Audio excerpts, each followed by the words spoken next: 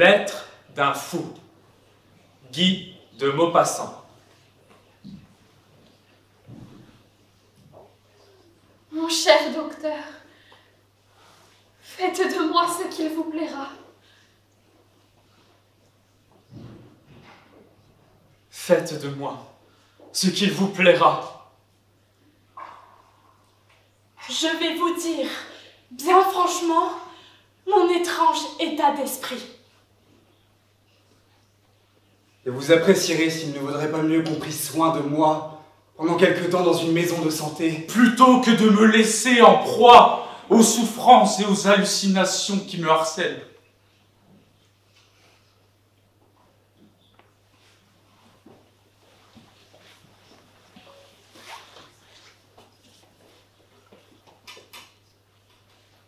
Voici l'histoire, longue et exacte, du mal singulier de mon âme. Je vivais comme tout le monde, regardant la vie avec les yeux ouverts et aveugles de l'homme, sans m'étonner et sans comprendre. Je vivais comme vivent les bêtes, comme nous vivons tous, accomplissant toutes les fonctions de l'existence, examinant et croyant en voir. Croyant savoir, croyant connaître ce qui m'entoure, quand un jour, je me suis aperçu que tout est faux. C'est une phrase de Montesquieu qui a éclairé brusquement ma pensée. La voici.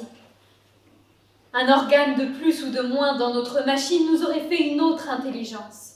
Toutes les lois établies sur ce que notre machine est d'une certaine façon seraient différentes si notre machine n'était pas de cette façon. J'ai réfléchi à cela pendant des mois et des mois. Et peu à peu, une étrange clarté est entrée en moi. Et cette clarté y a fait la nuit. En effet, nos organes sont le seul intermédiaire entre le monde extérieur et nous. C'est-à-dire que l'être intérieur, qui constitue le moi, se trouve au contact, au moyen de quelques filets nerveux, avec l'être extérieur qui constitue le monde. Or, outre que cet être extérieur nous échappe par ses proportions, sa durée, ses propriétés innombrables et impénétrables, ses origines, son avenir ou ses fins, ses formes lointaines et ses manifestations infinies, nos organes ne nous fournissent encore que des renseignements aussi incertains que peu nombreux. Incertains, parce que ce sont uniquement les propriétés de nos organes qui déterminent pour nous les propriétés apparentes de la matière.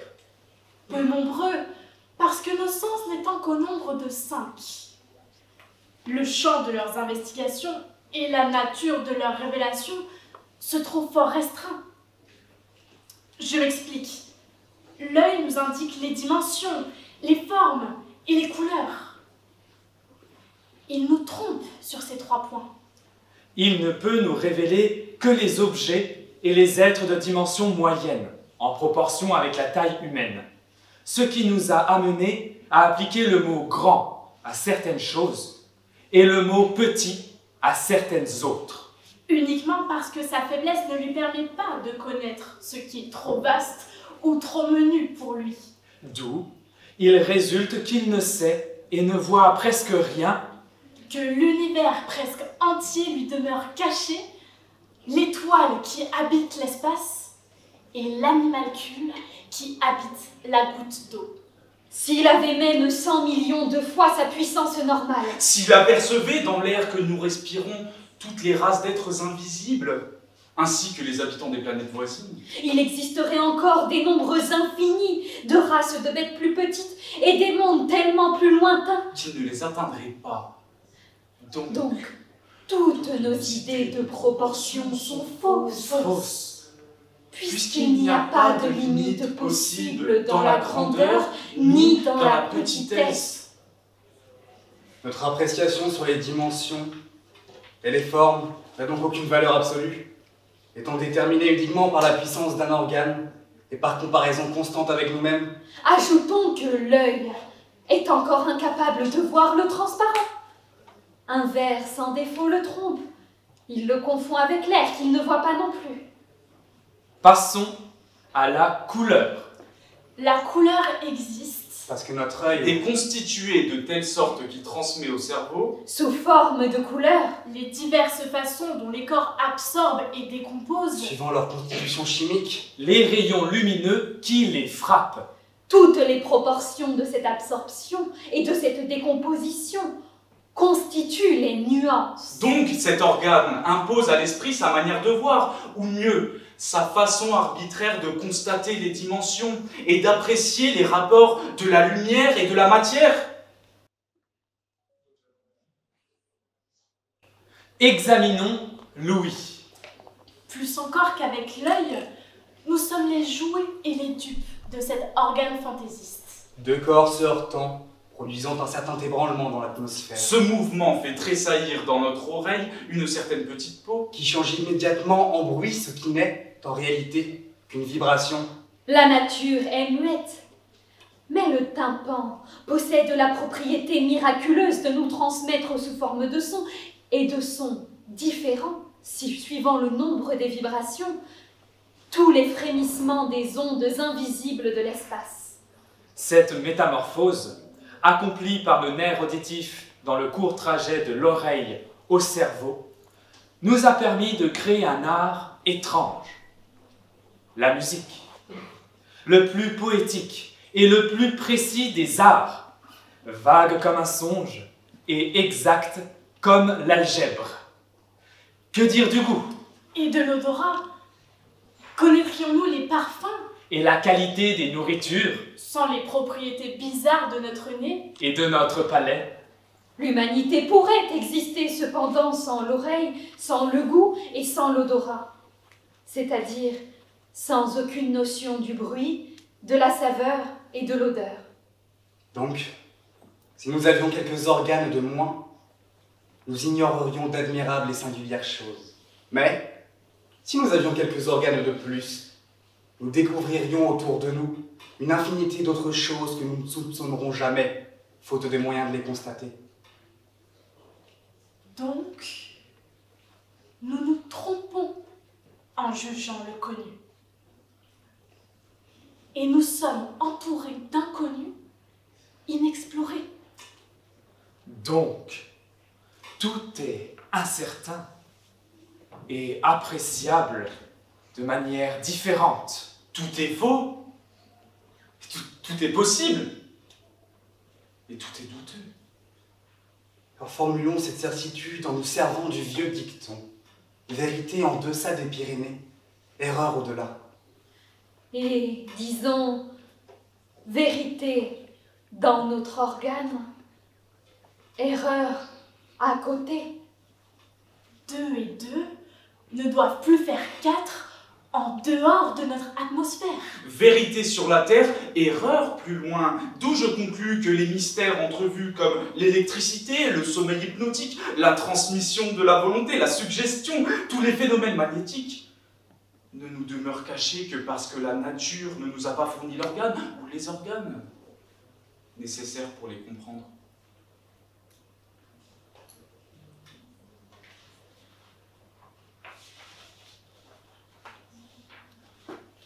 Après m'être convaincu que tout ce que me révèlent mes sens n'existe que pour moi tel que je le perçois.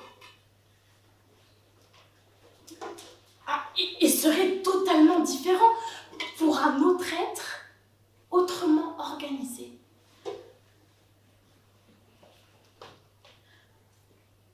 Après en avoir conclu qu'une humanité diversement faite aurait sur le monde, sur la vie, sur tout, des idées absolument opposées aux nôtres. Car l'accord des croyances ne résulte que de la similitude des organes humains. Et les divergences d'opinion ne proviennent que de légères différences de fonctionnement de nos filets nerveux. Et j'ai fait un effort de pensée surhumain pour soupçonner l'impénétrable qui m'entoure.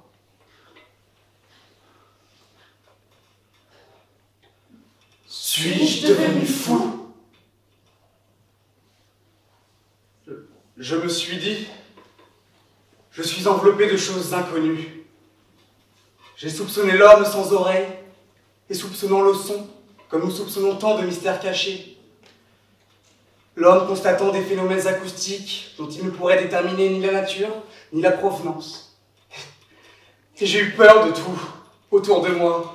Peur de l'air, peur de la nuit.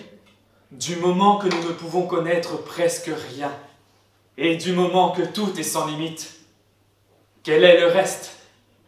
Le vide n'est pas. Qu'y a-t-il dans le vide apparent? Et cette terreur confuse du surnaturel qui hante l'homme depuis la naissance du monde est légitime, puisque le surnaturel n'est autre chose que ce qui nous demeure voilé. Alors j'ai compris l'épouvante. Il m'a semblé que je touchais sans cesse à la découverte d'un secret de l'univers. J'ai tenté d'aiguiser mes organes, de les exciter, de leur faire percevoir par moments l'invisible. Et je me suis dit, tout est un être. Le cri qui passe dans l'air est un être, comparable à la bête, puisqu'il naît, produit un mouvement, se transforme encore pour mourir. Or, l'esprit craintif qui croit des êtres incorporels n'a donc pas tort. Qui sont-ils? Combien d'hommes les pressentent, frémissent à leurs approches, tremblent à leurs inappréciables contacts. On les sent auprès de soi, autour des soi, mais on ne les peut distinguer, car nous n'avons pas l'œil qui les verrait, ou plutôt l'organe inconnu qui pourrait les distinguer. Alors, plus que personne, je les sentais, moi. C'est pas sans surnaturel. Être ou mystère, le sais-je? Je ne pourrais dire ce qu'ils sont, mais je pourrais toujours signaler leur présence. Et j'ai vu un être invisible. Autant qu'on peut les voir, ces êtres.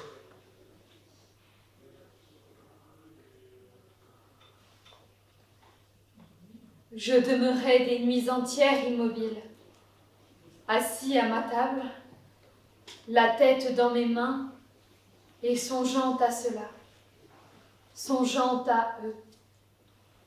Souvent, j'ai cru qu'une main intangible, ou plutôt qu'un corps insaisissable, m'effleurait légèrement les cheveux. Ah, il ne me touchait pas, n'étant point d'essence charnelle, mais d'essence inconnaissable, impondérable. Or, un soir, j'ai entendu craquer mon parquet derrière moi. Il a craqué d'une façon singulière. J'ai frémi. Je me suis tourné. Je n'ai rien vu, et je n'y ai plus songé. Mais le lendemain, à la même heure, Le même bruit s'est produit. J'ai eu tellement peur que je me suis levé, sûr que je n'étais pas seul dans cette chambre. On ne voyait rien pourtant. L'air était limpide, transparent partout. Mais de lampes éclairaient tous les coins. le bruit ne recommença pas et je me calmai peu à peu. Je restais inquiet cependant. Je me retournais souvent. Et le lendemain, je m'enfermais de bonheur, cherchant comment je pourrais parvenir à voir l'invisible qui me visitait. Et je l'ai vu. J'en ai failli mourir de terreur.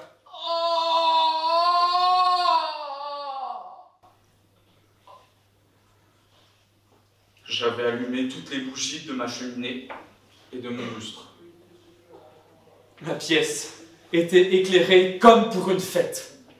Mes 2 lampes brûlaient sur ma table. En face de moi, mon lit, un vieux lit de chêne à colonnes. À droite, ma cheminée. À gauche, ma porte que j'avais fermée au verrou. Derrière moi, une très grande armoire à glace.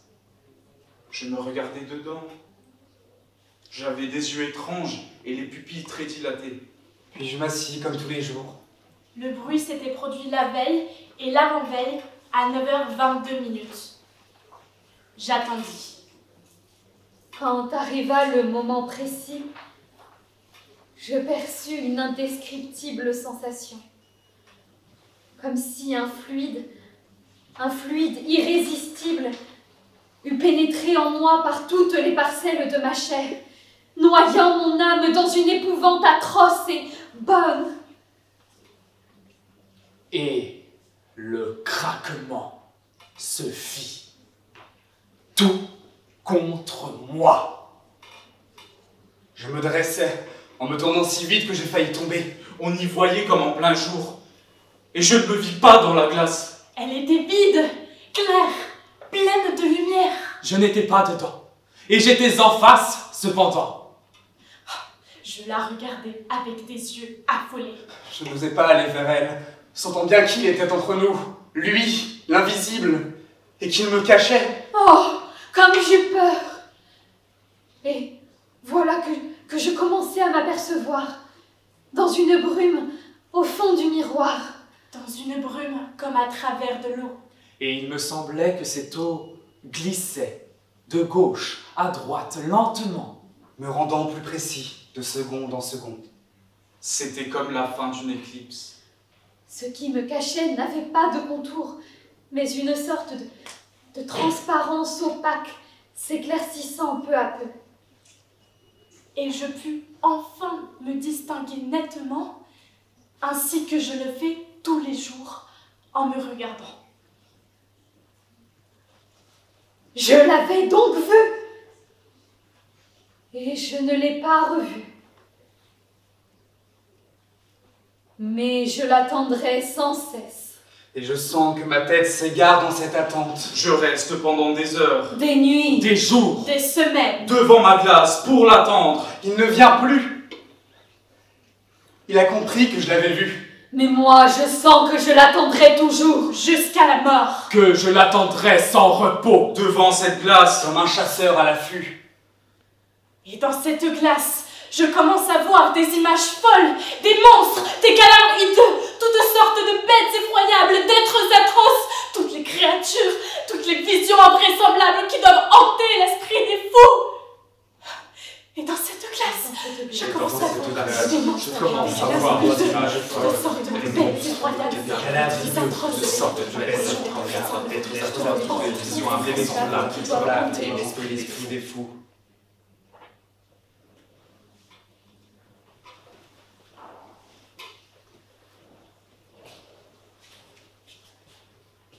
Voilà ma confession, mon cher docteur. Dites-moi ce que je dois faire. dites-moi ce que je dois faire. dois faire.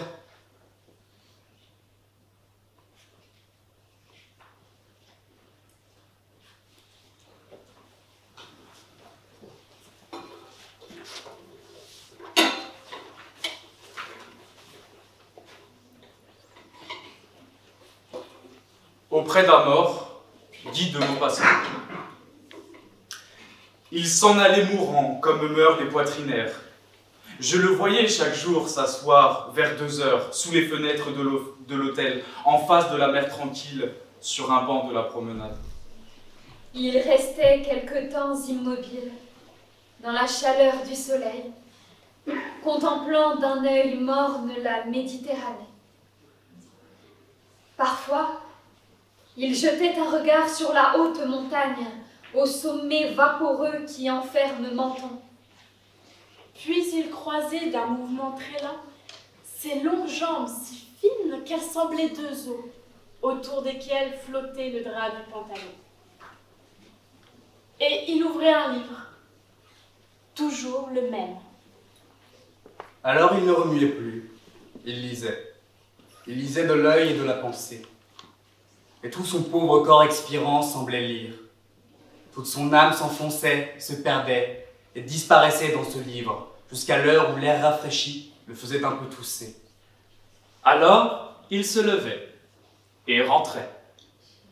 C'était un grand Allemand à barbe blonde, qui déjeunait et dînait dans sa chambre, et ne parlait à personne. Une vague curiosité m'attira vers lui. Je m'assis un jour à son côté, ayant pris aussi, pour me donner une contenance, un volume des poésies de Musset. Et je me mis à parcourir Rollin. Mon voisin me dit tout à coup, en bon français, « Savez-vous l'allemand, monsieur ?»« Nullement, monsieur. » Je le regrette. Puisque le hasard nous met côte à côte, je vous aurais prêté, je vous aurais fait voir une chose inestimable. Ce livre que je tiens là. Et qu'est-ce donc? C'est un exemplaire de mon maître, Schopenhauer, annoté de sa main. Toutes les marges, comme vous le voyez, sont couvertes de son écriture. Je pris le livre avec respect, et je contemplais ces formes incompréhensibles pour moi, mais qui révélaient l'immortelle pensée du plus grand saccageur de rêves qui est passé sur la terre. Et les vers de Musset éclatèrent dans la mémoire. Dors-tu content, Voltaire, et ton hideux sourire voltige-t-il encore sur tes os décharnés? Et je comparais involontairement le sarcasme enfantin, le sarcasme religieux à Voltaire, à l'irrésistible ironie du philosophe allemand, dont l'influence est désormais ineffaçable. Alors qu'on proteste ou qu'on se fâche, qu'on s'indigne ou qu'on s'exalte, Schopenhauer a marqué l'humanité du sceau de son dédain et de son désenchantement. Jouisseur désabusé, il a renversé les croyances, Les espoirs, Les poésies, Les chimères, détruit les aspirations, ravagé la confiance des âmes, Tuer l'amour, abattu le culte idéal de la femme, crever les illusions des cœurs. accompli la plus gigantesque besogne de sceptique qui ait jamais été faite. il a tout traversé de sa moquerie et tout vidé. Et aujourd'hui même, ceux qui l'exècrent semblent porter, malgré eux, en leur esprit, des parcelles de sa pensée. Vous avez donc connu particulièrement Schopenhauer, dis-je à l'allemand. Il sourit tristement. Jusqu'à sa mort, monsieur. Et il me parla de lui. Il me raconta l'impression presque surnaturelle que faisait cet être étrange à tous ceux qui l'approchaient. Il me dit l'entrevue du vieux démolisseur avec un politicien français, républicain doctrinaire, qui voulut voir 7 hommes, et le trouva dans une brasserie tumultueuse, assis au milieu de disciples, sec, ridé, riant d'un inoubliable rire, mordant et déchirant les idées et les croyances d'une seule parole, comme un chien d'un coup de dent déchire les tissus avec lesquels il joue. Il me répéta le mot de ce Français, s'en allant effaré, épouvanté, et s'écriant « J'ai cru passer 1 heure avec le diable !» Puis il ajouta Il avait en effet, monsieur, un effrayant sourire qui nous fit peur. Même après sa mort, c'est une anecdote presque inconnue que je peux vous conter si elle vous intéresse. Et il commença, d'une voix fatiguée, que les quintes de toux interrompaient par moments. Schopenhauer venait de mourir et il fut décidé que nous le veillerons tour à tour, 2 par 2, jusqu'au matin. Il était couché dans une grande chambre très simple, vaste et sombre, 2 bougies brûlées sur la table de nuit. C'est à minuit que je pris la garde avec un de nos camarades. Les 2 amis que nous remplacions sortirent et nous vînmes nous asseoir au pied du lit. La figure n'était point changée. Elle riait. Ce pli que nous connaissions si bien se creusait au coin des lèvres et il nous semblait qu'il allait ouvrir les yeux, remuer, parler. Sa pensée, ou plutôt ses pensées, nous enveloppaient. Nous nous sentions plus que jamais dans l'atmosphère de son génie, envahis, possédés par lui. sa domination nous semblait même plus souveraine maintenant qu'il était mort. Un mystère se mêlait à la puissance de cet incomparable esprit. Le corps de ces hommes-là disparaît, mais il reste. Et dans la nuit qui suit l'arrêt de leur cœur, je vous assure, monsieur, qu'ils sont effrayants. Et tout bas, nous parlions de lui, nous rappelant des paroles, des formules, ces surprenantes maximes qui semblent des lumières jetées par quelques mots dans les ténèbres de la vie inconnue. Il me semble qu'il va parler. Dit mon camarade. Et nous regardions, avec une inquiétude touchant à la peur, ce visage immobile et riant toujours. Peu à peu, nous nous sentions mal à l'aise. Oppressé et défaillant. Je balbutiai. Je ne sais pas ce que j'ai, mais je t'assure, je suis malade. Et nous nous aperçûmes alors que le cadavre sentait mauvais. Alors mon compagnon me proposa de passer dans la chambre voisine en laissant la porte ouverte, et j'acceptai. Je pris une des bougies qui brûlaient sur la table de nuit et je laissai la seconde. Nous allâmes nous asseoir à l'autre bout de notre pièce. de façon à voir de notre place le lit et le mort en pleine lumière. Mais il nous obsédait toujours. On eût dit que son être immatériel, dégagé, libre, tout-puissant et dominateur, rôdait autour de nous. Et parfois aussi l'odeur infâme du corps décomposé nous arrivait, nous pénétrait, écœurante et vague. Tout à coup, un frisson nous passa dans les os, un bruit. Un petit bruit était venu de la chambre du mort. Nos regards furent aussitôt sur lui. Et nous vîmes, Oui, monsieur, nous vîmes parfaitement. l'un et l'autre, Quelque chose de blanc courir sur le lit, tomber à terre sur le tapis et disparaître sous un fauteuil.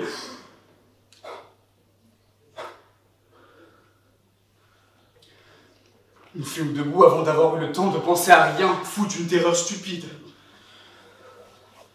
prêts à fuir. Puis nous nous sommes regardés.